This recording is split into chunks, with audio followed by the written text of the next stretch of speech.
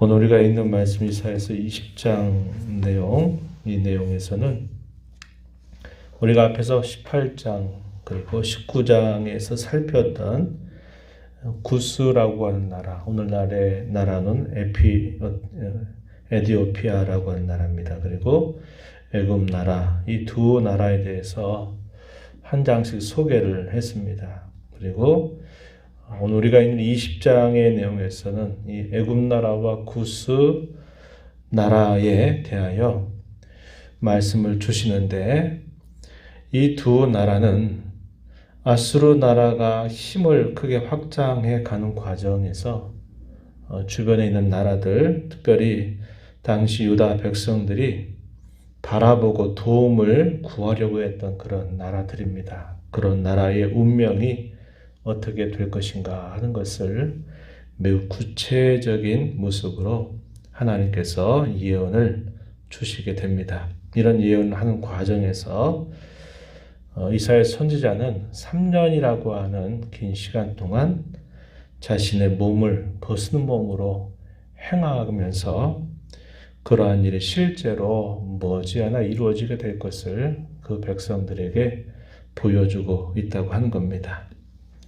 짧은 내용이 되지만은 애굽과 구스의 운명이 분명히 어떻게 될 것인가 하는 것을 말로만이 아니라 그 구체적인 행동을 통해서 그것을 상징과 예표로 또 징조로 보여주는 일을 하게 된 겁니다. 그리고 실제로 이러한 이 예언의 말씀은 예언이 되고 나서 약 30여 년이 지나고 난 다음에 실제로 아수르 나라에 의해서 실제로 그런 일들이 벌어지게 된 사실들임을 우리가 확인할 수 있습니다.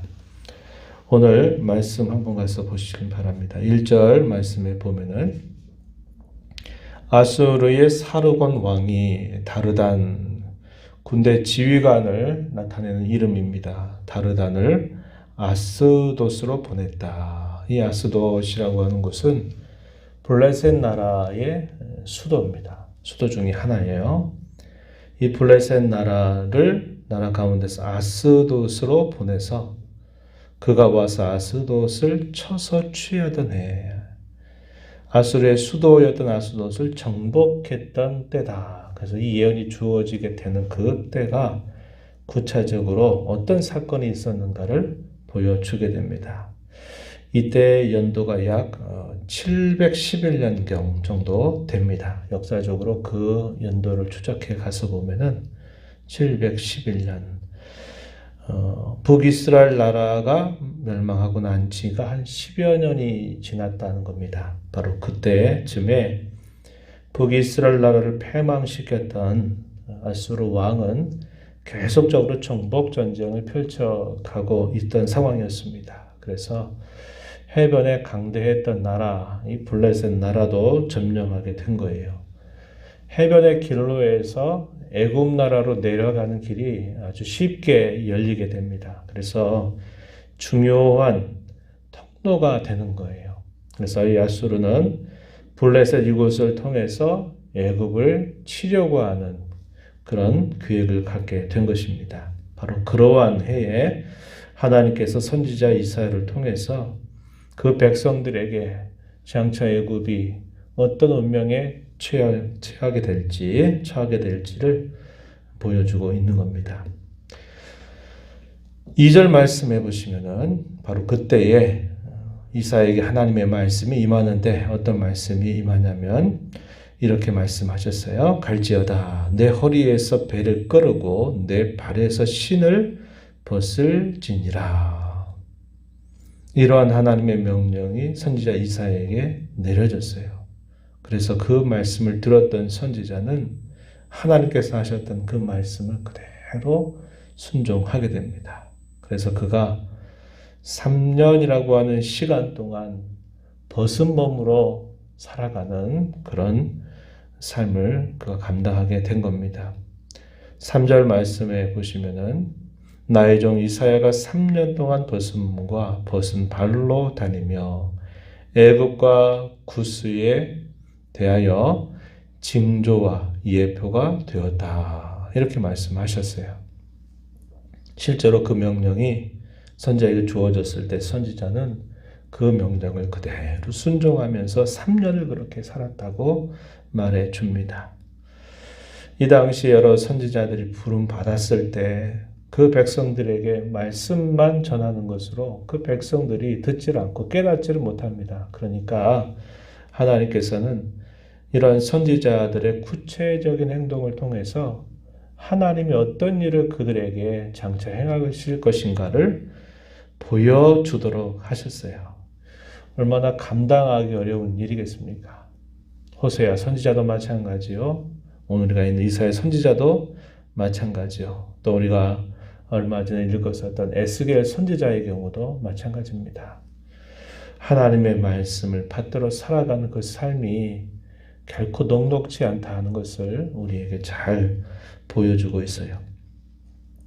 이렇게 한 행동들은 유다 백성들에게 당시에 나라가 위기에 처하고 어려움에 처했다 하더라도 구스 나라를 바라보아서도 안 되고 애굽 나라를 바라보아서도 안 된다. 우리가 바라보고 의지할 대상은 주변에 있는 다른 나라들이 아니라 오직 하나님만이 우리의 의지의 유일한 대상이 된다. 이 사실을 보여주기 위한 것이었습니다. 이러한 이 예언의 말씀이 구체적으로 설명되는 내용이 4절에 보면요. 이와 같이 애굽의 포로와 구스에 사로잡힌 자가 아수르 왕에게 끌려갈 때 젊은 자나 늙은 자가 다 벗은 몸과 벗은 발로 볼기까지 드러내어서 애굽의 수치를 보일 것이다. 이렇게 말씀을 하십니다. 이때 이 말씀이 실제적으로 언제 성취가 되냐면 아수르 왕 에살핫돈이라고 하는 왕이 실제적으로 침략을 하게 되면서 이러한 일이 실제로 임했다는 것을 역사는 우리에게 잘 보여주고 있습니다. 그때에 계속적으로 주시는 말씀에 보면 5절, 6절에 보면은 그들이 바라던 구스, 자랑하던 애굽, 그들이 보면 2번으로 되어 있죠. 아래로 내려가면 거기 뭐라고 되어 있나요? 이스라엘이, 하나님의 백성이 구스, 에티오피아를 바라보았고 애굽 나라를 바라보았다 하는 것을 말해줍니다. 그들이 바라고 자랑하던 두 나라로 말미암아 놀라고 부끄러워하게 될 것이다. 이렇게 말씀을 하십니다.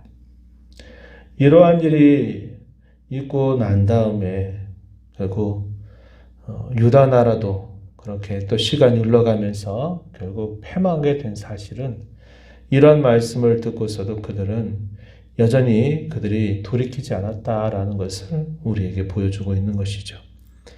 그 일이 실제로 이루어지게 될 때 이 하나님의 백성들이 뭐라고 반응하게 될 것인가까지 구체적으로 말씀하십니다. 6절 이어지는 말씀에 보면은 그날에 해변 주민이 말하기를, 이 해변 주민은 여기 하나님의 백성을 표현하는 말입니다. 그들이 무슨 말을 하는가?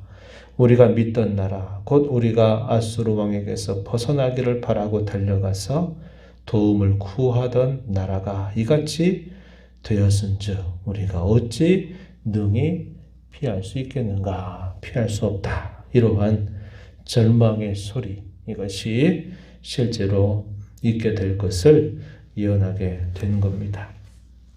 우리는 이 짧은 말씀을 통해서 몇 가지를 생각하게 돼요. 우리 의지할 대상을 바르게 항상 찾는 것, 쉬운 일 같으면서도 결국 쉽지 않다는 것을 우리는 알게 됩니다. 우리의 머리로는 알아요. 하나님이 우리의 진정한 의지의 대상이다라는 사실은 우리가 머리로는 알고 있지만 막상 어떤 일들을 닥쳤을 때 가장 먼저 찾고 구하는 것을 보면 머리를 알고 있지만 실제로 우리의 가슴과 우리의 행위는 하나님을 의지하고 찾는 것이 아니라 먼저 다른 것들을 찾는 그런 모습이 항상 따라온다는 것을 보게 됩니다.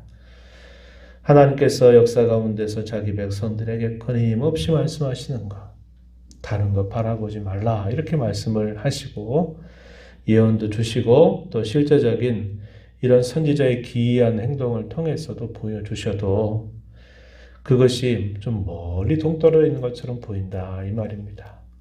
하나님을 찾고 구하고 바라는 것이 마치 뜬구름 잡는 것처럼 뭔가 손에 잡히지 않고 하기 때문에 항상 우리는 먼저 우리의 손에 잡힐 수 있는 것, 우리의 눈이 닿는 곳에 항상 마음을 빼앗기게 됩니다. 그래서 이것이 우리 하나님을 섬기는 우리 성도들에게는 끊임없는 훈련이 되어야만 한다는 거예요.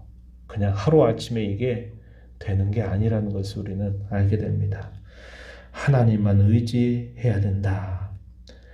하나님의 다른 의지하는 대상들을 하나님이 하나씩 하나씩 꺾어버리고 제거하시는 일을 하시는 것을 우리는 이 역사의 내용들을 통해서 살펴보게 돼요. 또 하나는 뭐냐면 하나님을 의지한다라고 말할 때 그 의지하는 것은 반드시 순종과 함께 이어져야 된다고 하는 거예요. 내가 하나님께 의지합니다. 100번, 1000번 말을 한다 하더라도 실제적으로 우리의 행실이 거기에 따르지 않으면 그건 의지하는 게 아니라는 거예요. 우리가 이 말씀을 통해서 선지자 이사야의 모습을 우리가 보게 돼요. 선지자니까 당연히 그렇게 해야죠 라고 말해서는 안 돼요. 얼마나 이게 부끄럽고 얼마나 감당하기 어려운 일입니까? 그것은 사람들이 볼 때는 선지자 자신이 저렇게 미친 짓을 하는 것처럼 보이고 왜 알몸으로 저렇게 벗고 다녀? 라고 생각했을 때 그것이 얼마나 그의 명예와 그의 삶에 큰 어려움이 되었겠습니까? 그런데 실제로 그가 했던 행동은 자신의 수치를 보여주는 게 아니라 결국 하나님의 백성들이 의지할 대상들이 겪게 될 그 수치와 부끄러움을 그의 몸을 통해서 행실을 통해서 보여줬던 겁니다. 하나님의 뜻대로 사는 것, 그분의 의지에서 순종하는 그것은 그 요구가 크든지 작든지 간에 반드시 우리에게 뭐가 요구가 되냐면 분명한 희생과 결단과 헌신이 요구된다는 겁니다. 그냥 마음만 먹으면 그냥 순종이 저절로 되는 게 아니에요. 하나님을 의지한다라고 말하면서 막상 그것을 순종으로 나아가기 위해서는 그것이 큰 것처럼 보이고 작은 것처럼 보이는 것을 떠나서 항상 결단과 순종, 결단과 헌신이 없이는 절대로 그냥 되는 일은 없는 겁니다. 그건 우리의 삶 속에서 늘 마찬가지임을 우리가 잊지 말아야 돼요. 순종하는 사람, 하나님께서 기뻐하시는 사람입니다. 그런데 그런 순종은 그냥 저절로 되는 게 아니라는 것을 꼭 기억해야 합니다. 내가 버리지 않고, 내가 끊지 않고, 내가 노력하지 않고는 결단코 순종의 자리로 나아갈 수 없다는 것을 이걸 통해서 다시 한번 배우게 돼요. 이 하루 우리의 남은 삶을 하나님 앞에 살아가면서 하나님을 의지하고 또 하나님을 의지한 것이 늘 순종의 삶으로 나아가는 일들을 위해서 하나님의 은혜를 구하면서 앞으로 전진해 나가는 저와 여러분 모두가 되기를 진심으로 바랍니다. 하나님 아버지, 이 새벽 시간 저희들을 불러주셔서 오늘도 생명 주신 하나님 앞에 나와 찬양과 경배를 드리며 오늘도 저에게 주시는 말씀을 또다시 듣게 하심을 감사합니다. 자기 백성들에게 끊임없이 선지자를 통해서 주변 나라가 이렇게 흥망성쇠를 거듭할 것을 말씀하시고 하나님이 무엇을 그 백성들에게 진정으로 요구하시는지를 듣게 해주시지만 어리석고 무지한 백성들은 눈앞에 보이는 상황 때문에 하나님을 의지하고 찾지 않습니다. 하나님은 선지자에게 벗은 몸으로 3년 동안이나 그 백성들 가운데 살게 하시면서 어떠한 일이 실제로 이루어질 것인가를 예언하도록 해주셨습니다. 오늘 저희들이 이 말씀을 보면서 우리 머리로 알고 있는 것에 머무르지 말고 늘 하나님을 의지하는 것이 무엇인가를 바르게 찾고 훈련하는 일에 힘을 기울이게 하시고 하나님을 의지하는 것은 단순히 우리 머리의 생각이나 말로만 되는 일이 아니라 반드시 결단과 희생이 없이는 순종으로 나아갈 수 없다는 것을 다시 한번 깨닫습니다. 저희들에게 이러한 말씀의 교훈을 마음에 잘 새겨서 하나님 말씀을 의지하고 순종하는 일에 더 힘을 기울여서 이 어려움의 시간들을 잘 이겨나가는 저희들 되도록 도와주옵소서. 은혜의 보좌 앞에 나와서 아버지의 은혜를 간절하게 구하는 모든 심령들의 간구를 귀기울여 주시고 응답하시기를 바라며 예수님 이름으로 기도하옵나이다. 아멘.